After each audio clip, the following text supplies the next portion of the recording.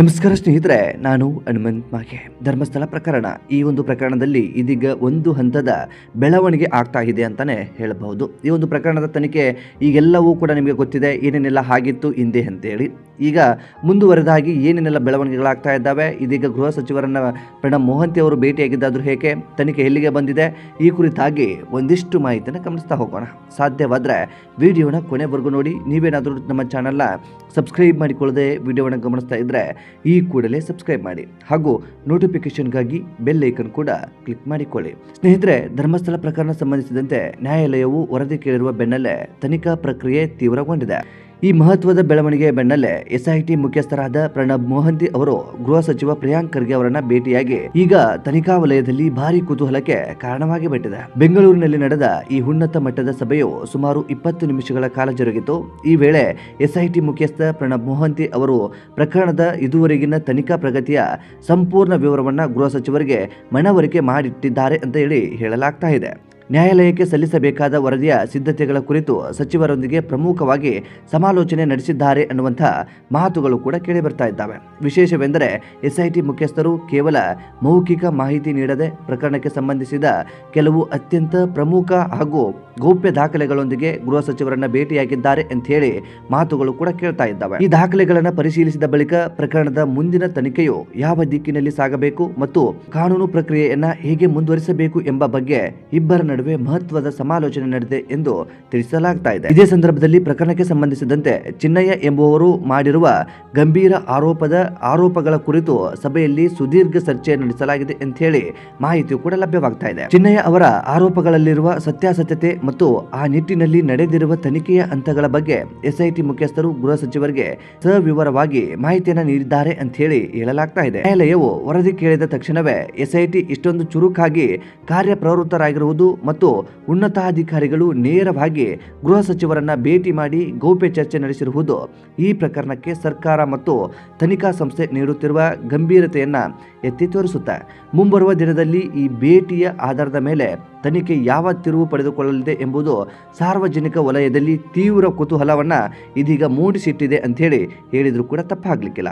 ಈ ರೀತಿಯಾದಂಥ ಒಂದಿಷ್ಟು ಮಾಹಿತಿ ಇದೀಗ ಸೋಷಿಯಲ್ ಮೀಡಿಯಾದಲ್ಲಿ ಸದ್ದು ಮಾಡ್ತಾ ಇದೆ. ಇದು ಅಧಿಕೃತವಾಗಿ ಎಲ್ಲಿಯೂ ಕೂಡ ಪ್ರಸಾರ ಆಗದೆ ಇದ್ದರೂ ಕೂಡ ಈ ರೀತಿಯಾಗಿ ಈಗಾಗಲೇ ಒಂದು ಗೃಹ ಸಚಿವರನ್ನ ಪ್ರಣಬ್ ಮೊಹಂತಿ ಅವರು ಭೇಟಿ ಆಗಿದ್ದಾರೆ ಅಂತ ಹೇಳಿ ಮಾಹಿತಿಯು ಕೂಡ ಲಭ್ಯವಾಗ್ತಾ ಇದೆ. ಇದು ಎಷ್ಟರ ಮಟ್ಟಿಗೆ ಸರಿಯೋ ತಪ್ಪೋ ಗೊತ್ತಿಲ್ಲ. ಹಾಗಂತೆ ಈಗಂತೆ ಅಂತ ಹೇಳಿ ಕೆಲವೊಂದಿಷ್ಟು ಅಂತ್ಯಕಂತೆಗಳು ಮತ್ತು ಬಲ್ಲ ಮೂಲಗಳಿಂದ ಬಂದಿರುವಂತಹ ಮಾಹಿತಿಯನ್ನ ನಿಮ್ಮೊಟ್ಟಿಗೆ ಹಂಚಿಕೊಂಡಿದ್ದಾನೆ. ಅದೇನೇ ಇರಬಹುದು, ಒಟ್ಟಾರೆಯಾಗಿ ನಿಮ್ಮೆಲ್ಲರೂ ಗಮನಕ್ಕೆ ಹೆದ್ದ ಹಾಗೆ ಕೆಲವು ದಿನಗಳ ಹಿಂದೆ ಧರ್ಮಸ್ಥಳದ ಕಡೆಗೆ ಇಡೀ ರಾಜ್ಯವೇ ಅಷ್ಟೇ ಅಲ್ಲದೆ ಇಡೀ ದೇಶವೇ ಗಮನ ಹರಿಸ್ತಾ ಇತ್ತು. ಕಾರಣ ಅಲ್ಲಿ ಉತ್ಖನನ ಪ್ರಕ್ರಿಯೆ ಅಂತದೆಲ್ಲವೂ ಕೂಡ ಆಗ್ತಾ ಇತ್ತು. ಅನೇಕ ಶವಗಳನ್ನು ಹೂತು ಹಾಕಿದ್ದೀನಿ ಅಂತ ಹೇಳಿ ಒಬ್ಬ ವ್ಯಕ್ತಿಯು ಕೂಡ ಕಾಣಿಸ್ಕೊಂಡಿದ್ದ.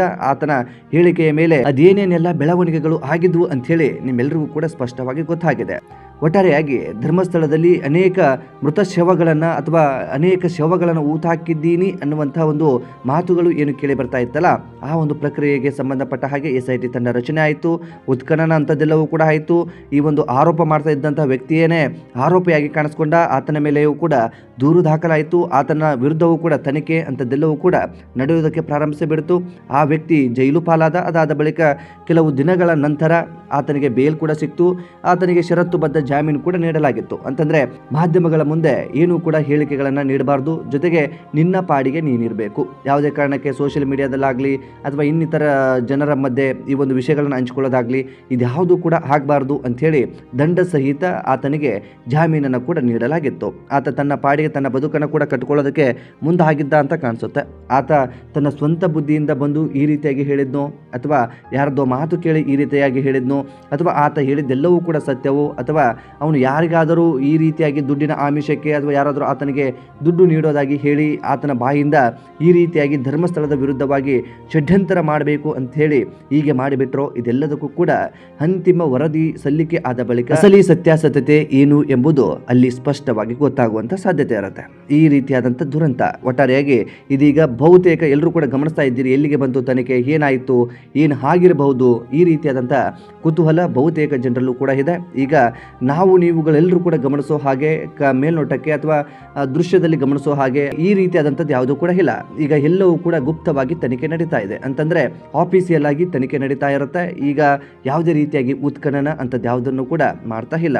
ಉತ್ಖನನ ಆರಂಭವಾದಂಥ ಸಂದರ್ಭದಲ್ಲಿ ನೀವೆಲ್ಲರೂ ಕೂಡ ಗಮನಿಸಿದ್ದೀರಿ, ಈ ಒಂದು ನದಿಯ ಭಾಗದಲ್ಲಿ ಆಗಿರಬಹುದು ಅಥವಾ ಬೇರೆ ಬೇರೆ ಪ್ರದೇಶಗಳಲ್ಲಿ ಆಗಿರಬಹುದು, ಏನೇನೆಲ್ಲ ಪ್ರಕ್ರಿಯೆಗಳು ಆಗ್ತಾ ಇದ್ವು, ಉತ್ಖನನ ಮಾಡ್ತಾ ಇದ್ರು, ಕೋಟ್ಯಾಂತರ ರೂಪಾಯಿ ವೆಚ್ಚಗಳಾಯಿತು, ಸಾವಿರಾರು ಜನ ಪೊಲೀಸರು ಅಲ್ಲಿ ಕೆಲಸವನ್ನ ಮಾಡ್ತಾ ಇದ್ರು, SIT ತಂಡ ರಚನೆ ಆಗಿತ್ತು, ಎಲ್ಲವೂ ಕೂಡ ನಡೀತಾ ಇತ್ತು. ಮೇಲ್ಗಡೆ ಜಿಟಿ ಮಳೆ ಬರ್ತಾ ಇದೆ, ಆ ಸಂದರ್ಭದಲ್ಲಿ ಉತ್ಖನನ ಆರಂಭವಾಗಿದೆ, ನೂರಾರು ಜನ ಕಾರ್ಮಿಕರು ಕೆಲಸ ಮಾಡ್ತಾ ಇದ್ದಾರೆ, ಪೊಲೀಸ್ ಇಲಾಖೆಗಳಿದೆ, ವಿಶೇಷ ತಂಡಗಳಿದ್ದಾವೆ, ಅದೆಲ್ಲವೂ ಕೂಡ ನಡೀತಾ ಇತ್ತು. ಬಹುತೇಕ ಒಂದು ದಿನಕ್ಕೆ ಎಷ್ಟೋ ಸಾವಿರ ಅಥವಾ ಲಕ್ಷ ಗಂಟಲೆ ದುಡ್ಡು ಕೂಡ ಖರ್ಚಾಗ್ತಾ ಇತ್ತು ಅಂಥೇಳಿ ಮೇಲ್ನೋಟಕ್ಕೆ ಗೊತ್ತಾಗ್ತಾ ಇತ್ತು. ಸೊ ಇಂಥದ್ದೆಲ್ಲವೂ ಕೂಡ ಪ್ರಕ್ರಿಯೆ ಆದ ಬಳಿಕ ಒಂದು ಹಂತಕ್ಕೆ ಈ ಒಂದು ಸತ್ಯಾಸತ್ಯತೆ ಏನು ಎಂಬುದು ಆದಷ್ಟು ಬೇಗವಾಗಿ ತಿಳಿಯುವಂಥ ಸಾಧ್ಯತೆ ಇದೆ. ಅಂತಂದರೆ ಅಲ್ಲಿ ಆಗಿರುವಂಥದ್ದು, ಅಲ್ಲಿ ಅನೇಕ ಶವಗಳನ್ನು ಊತ ಹಾಕಿರುವಂಥದ್ದು ಸತ್ಯವೋ ಸುಳ್ಳು ಅನ್ನುವಂಥದ್ದು ಸ್ಪಷ್ಟವಾಗಿ ಗೊತ್ತಾಗುತ್ತೆ. ಒಂದು ವೇಳೆ ಅದು ಸತ್ಯ ಇದ್ದರೆ ಆ ಒಂದು ಪ್ರಕರಣಗಳಲ್ಲಿ ಅಥವಾ ಆ ಒಂದು ಶವಗಳನ್ನು ಊತ ಹಾಕೋದ್ರಲ್ಲಿ ಅದರ ಬೆನ್ನ ಹಿಂದೆ ಯಾರಿದ್ದಾರೆ, ಅದರಲ್ಲಿ ಯಾರಾದರೂ ಕೈವಾಡ ಇದೆಯಾ ಅಂಥವ್ರಿಗೆಲ್ಲರಿಗೂ ಕೂಡ ಶಿಕ್ಷೆ ಆಗಲಿ. ಒಂದು ವೇಳೆ ಇದು ಕೇವಲ ಷಡ್ಯಂತ್ರ ಅಥವಾ ಇನ್ನೇನೋ ಆಗಿತ್ತು ಅಂತಂದರೆ ಈ ಷಡ್ಯಂತ್ರ ಮಾಡಿರೋರಿಗೆ ತಕ್ಕ ಕಾನೂನಿನ ಪಾಠ ಅಥವಾ ತಕ್ಕ ಶಿಕ್ಷೆ ಆಗಲಿ ಅಂಥೇಳಿ ಇಲ್ಲಿ ಸ್ಪಷ್ಟವಾಗಿ ಹೇಳೋದಕ್ಕೆ ಇಷ್ಟಪಡ್ತೀನಿ. ಒಟ್ಟಾರೆಯಾಗಿ ನೀವೆಲ್ಲರೂ ಕೂಡ ಕಾದು ಕೂತಿರುವಂತಹ, ಅದರಲ್ಲೂ ಕೂಡ ಧರ್ಮಸ್ಥಳ ಪ್ರಕರಣವನ್ನು ನೀವೆಲ್ಲರೂ ಕೂಡ ಸೂಕ್ಷ್ಮವಾಗಿ ಗಮನಿಸ್ತಾ ಇದ್ದೀರಿ. ಈ ಅತಿ ಸೂಕ್ಷ್ಮ ಪ್ರಕರಣಕ್ಕೆ ಸಂಬಂಧಪಟ್ಟ ಹಾಗೆ ಈಗ ಒಂದು ಹಂತದ ಬೆಳವಣಿಗೆ ಆಗಿದೆ.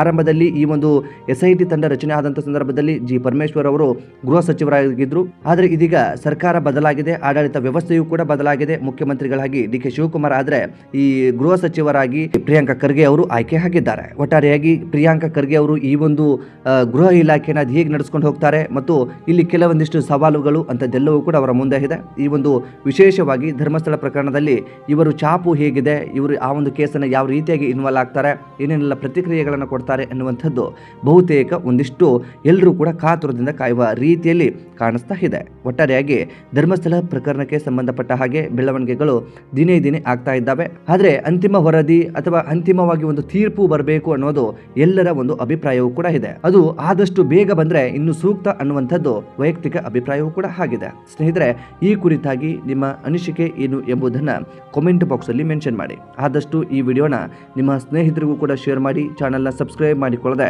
ವಿಡಿಯೋವನ್ನು ಗಮನಿಸ್ತಾ ಇದ್ರೆ ಈ ಕೂಡಲೇ ಸಬ್ಸ್ಕ್ರೈಬ್ ಮಾಡಿ ಹಾಗೂ ಬೆಲ್ ಐಕನ್ ಕೂಡ ಕ್ಲಿಕ್ ಮಾಡಿಕೊಳ್ಳಿ. ಮತ್ತೆ ಮುಂದಿನ ವಿಡಿಯೋದಲ್ಲಿ ಸಿಗೋಣ. ನಮಸ್ಕಾರ.